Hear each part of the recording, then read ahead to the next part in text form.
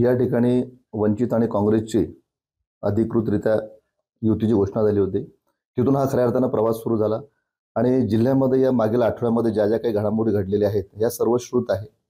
यामध्ये बोलणी सुरू असतानाच या ठिकाणी काँग्रेसने ज्या ज्या ठिकाणी काही संदिग्ध भूमिका घेतलेल्या आहेत त्याच्यामुळे या ठिकाणी सर्व प्रकार जो आहे हा जनतेच्या समोर आलेला आहे।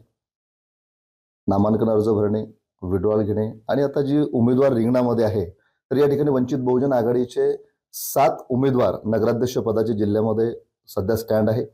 त्याचबरोबर अनेक ठिकाणी नगरसेवक पदाचे उमेदवार आमचे स्टँड आहे। देऊळगाव त्या ठिकाणी आम्ही उबाटाच्या एका उमेदवाराला आम्ही पाठिंबा आजच्या तारखेमध्ये आम्ही देणार आहोत। त्याचबरोबर सिंदखेड राजामध्ये आम्ही एक उमेदवार त्या ठिकाणी अपक्ष उमेदवार आम्ही पुरस्कृत करणार आहोत। म्हणजे एकंदर जिल्ह्याची परिस्थिती जर पाहिली तर आता या अंतिम टप्प्यामध्ये ज्या ज्या काही घडामोडी होणार आहे ज्यामध्ये खऱ्या अर्थानं काँग्रेसनं ज्याला आपण भिजत घोंगड ठेवतो म्हणता की शेवटच्या क्षणापर्यंत हे भिजत घोंगड ठेवून या ठिकाणी एक प्रकार या ठिकाणी छत्रपती शिवाजी महाराजांचा एक दाखला मी तुम्हाला या ठिकाणी देऊ इच्छितो। ज्या पद्धतीनं या मनोवाद्यांनी शिवाजी महाराजांवर पाठीमागून वार केला भास्कर कुलकर्णी सारखा, तसाच वार या ठिकाणी आमच्यावर भास्कर कुलकर्णीच्या रूपानं या ठिकाणी काँग्रेसनं केलेला आहे। अशी असणारी या ठिकाणी परिस्थिती आहे। राहिला बुलढाणा शहराच्या बाबतीमध्ये तर या ठिकाणी 4 उमेदवार आमच्या या ठिकाणी रिंगणामध्ये आहे। पक्ष भक्कमपणे संपूर्ण ताकदीने त्यांच्या पाठीशी उभा आहे। त्यांना निवडून आणण्याकरता आम्ही कसोशीची या ठिकाणी प्रयत्न आम्ही या ठिकाणी करणार आहोत। आता येणाऱ्या काळामध्ये निकाल तुमच्या समोर आहे, कारण मतदारांच्या आणि जनतेच्या संविधानवादी बहुजनवादी लोकशाही मूल्य जोपासणाऱ्या सर्व मतदारांच्या या भावना होत्या की आपण येणाऱ्या काळामध्ये भाजपा व मित्र पक्षाला जर थांबायचं असेल तर सेक्युलर पक्षाने एकत्र आलं पाहिजे। म्हणून तो एक धागा पकडून आदरणीय बाळासाहेब आंबेडकरांनी जिल्हा कमिटीला आदेश दिले आणि या ठिकाणी काँग्रेस वंचितची अधिकृत घोषणा होते आणि या ठिकाणी अशा भूमिका घेऊन खऱ्या अर्थानं आमच्यावर एलिगेशन करून या ठिकाणी काँग्रेसने ज्या काही या ठिकाणी स्टेटमेंट केलेले आहेत, दत्ता काका उमेदवार यांनी केलेले आहेत आणि की बाकी काही पक्ष जबाबदार लोकांनी केले आहेत, तर या ठिकाणी येणाऱ्या काळामध्ये आम्हाला सोबत न घेतल्यामुळे जी परिस्थिती लोकसभेमध्ये उद्भवली, जी परिस्थिती विधानसभेमध्ये उद्भवली, तीच परिस्थिती संपूर्ण जिल्ह्यामध्ये या ठिकाणी उद्भवणार आहे। त्याचे पडसाद, त्याचे परिणाम आणि या सगळ्या याचे परिणाम काँग्रेसला भोगावे लागतील एवढं मात्र या ठिकाणी मी निश्चित ठामपणे तुम्हाला सांगू इच्छितो। या ठिकाणी बुलढाण्यामध्ये नगराध्यक्ष पदाच्या उमेदवाराकरता आता आपण सगळ्यांनी पाहिलं, आमचं सुरुवातीपासून हेच कोटेशन आहे की आम्ही समविचार लोकांसोबत आम्ही गेलो पाहिजे। मग या ठिकाणी पुन्हा अशी परिस्थिती निर्माण झालेली आहे की काँग्रेस आणि भाजपा मित्र पक्ष ही वेगळी नसून मला असं वाटतं की कधी ही एकच आहे। म्हणून या ठिकाणी आम्ही कोणाकडे जावं, म्हणजे मतदारांना जो प्रश्न पडला की वंचितचा जो मतदार आहे, बाळासाहेब आंबेडकरांना मानणारा जो वर्ग आहे, जो वंचित बहुजन आघाडीचा फॉलोअर आहे, या सगळ्यांसाठी आता आपण पुढची भूमिका काय घेतली पाहिजे। तर या ठिकाणी काहीतरी 2 ते 3 लोक नगराध्यक्ष पदाच्या उमेदवारी करता बुलढाणा शहराच्या या रणांगणामध्ये या आखाड्यामध्ये सध्या अजून कार्यरत आहे। ज्यामध्ये काही कोणी बीएसपीचे उमेदवार चव्हाणजी आहेत, ज्यामध्ये अपक्ष काही उमेदवार आहेत, ज्यामध्ये आप आदमी पार्टीचे काही उमेदवार या ठिकाणी उभे आहेत। तर लवकरच नगराध्यक्ष पदाकरता या ठिकाणी आमची भूमिका जी आहे पाठिंब्याच्या संदर्भामध्ये ते आम्ही येत्या 2-3 दिवसामध्ये आम्ही ते क्लिअर करणार आहे। आणि सरते शेवटी लोकशाहीमध्ये बाबासाहेब आंबेडकरांनी प्रत्येकाला हा संविधानिक एक अधिकार दिलेला आहे मताच्या रूपानं राजा बनवण्याचा। त्यामुळे बॅलेटवर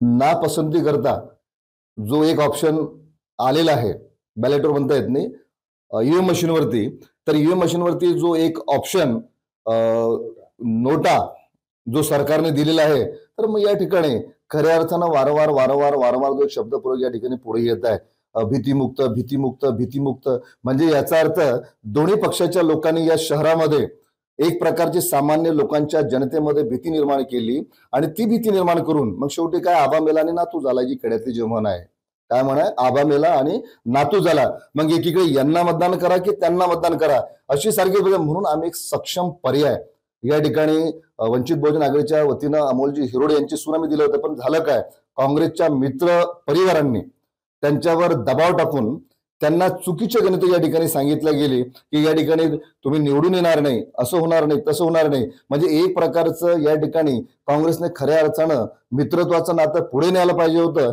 तर काँग्रेसने या ठिकाणी काय केलं की अमोलजी हिरोडे यांना कन्व्हेन्स करून यांना उमेदवारी मागे घेण्याकरता त्यांनी शर्तीचे या ठिकाणी प्रयत्न केलेले आहेत। हे सुद्धा या ठिकाणी या प्रसंगानुरूप या ठिकाणी बोलणं मला उचित वाटते.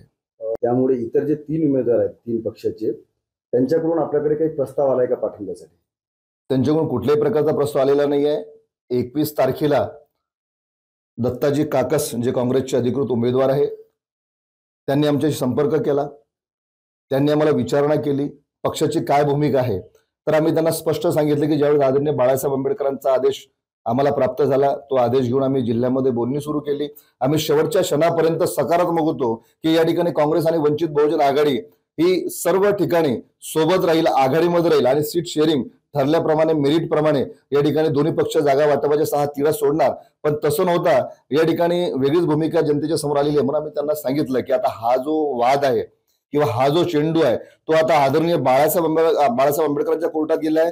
बाळासाहेबांनी आम्हाला जोपर्यंत बाळासाहेब आदेश देत नाही तोपर्यंत आम्ही पुढची भूमिका स्पष्ट करत नाही. अद्यापर्यंत बाळासाहेबांचा कुठल्याही प्रकारचा आदेश आलेला नाहीये. त्यामुळे ह्या सर्व घडामोडी ह्या स्थानिक लेवलवर मतदारांच्या भावना विचारात घेऊन आम्ही या ठिकाणी पुढे या निवडणुकीला आम्ही सामोरे जाणार आहे. आमदार संजय गायकवाड किंवा विजयराज शिंदे यांच्याकडून काही चर्चेचं निमंत्रण आलंय? यांच्याकडून कुठल्याही यांच्या चर्चेचा प्रश्नच उद्भवत नाही. मुळात आमची विचारधारा ही व्यवस्थेच्या विरोधात आहे, भाजपाच्या विरोधात आहे. भाजपाचे मित्र पक्ष जे काही असतील शिंदे गटाचे यांच्या विरोधात आहे. त्यामुळे त्यांचं चर्चेचं निमंत्रण देणं हा प्रश्नच या ठिकाणी उद्भवत नाही.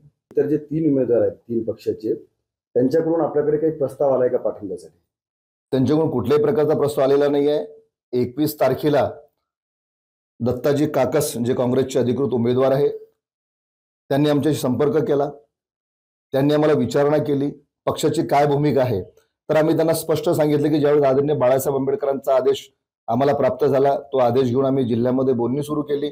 आम्ही शेवटच्या क्षणापर्यंत सकारात्मक होतो की या ठिकाणी काँग्रेस आणि वंचित बहुजन आघाडी ही सर्व ठिकाणी सोबत राहील, आघाडीमध्ये राहील आणि सीट शेअरिंग ठरल्याप्रमाणे मेरिट प्रमाणे या ठिकाणी दोन्ही पक्ष जागा वाटपाच्या 6 तिढा सोडणार. पण तसं नव्हता. या ठिकाणी वेगळीच भूमिका जनतेच्या समोर आलेली आहे. म्हणून आम्ही त्यांना सांगितलं की आता हा जो वाद आहे किंवा हा जो चेंडू आहे तो आता आदरणीय बाळासाहेब आंबेडकरांच्या कोर्टात गेलाय. बाळासाहेबांनी आम्हाला जोपर्यंत बाळासाहेब आदेश देत नाही तोपर्यंत आम्ही पुढची भूमिका स्पष्ट करत नाही. अद्यापर्यंत बाळासाहेबांचा कुठल्याही प्रकारचा आदेश आलेला नाहीये. त्यामुळे ह्या सर्व घडामोडी ह्या स्थानिक लेवलवर मतदारांच्या भावना विचारात घेऊन आम्ही या ठिकाणी पुढे या निवडणुकीला आम्ही सामोरे जाणार आहे. आमदार संजय गायकवाड किंवा विजयराज शिंदे यांच्याकडून काही चर्चेचं निमंत्रण आलंय? यांच्याकडून कुठल्याही यांच्या चर्चेचा प्रश्नच उद्भवत नाही. मुळात आमची विचारधारा ही व्यवस्थेच्या विरोधात आहे, भाजपाच्या विरोधात आहे. भाजपाचे मित्र पक्ष जे काही असतील शिंदे गटाचे यांच्या विरोधात आहे. त्यामुळे त्यांचं चर्चेचं निमंत्रण देणं हा प्रश्नच या ठिकाणी उद्भवत नाही.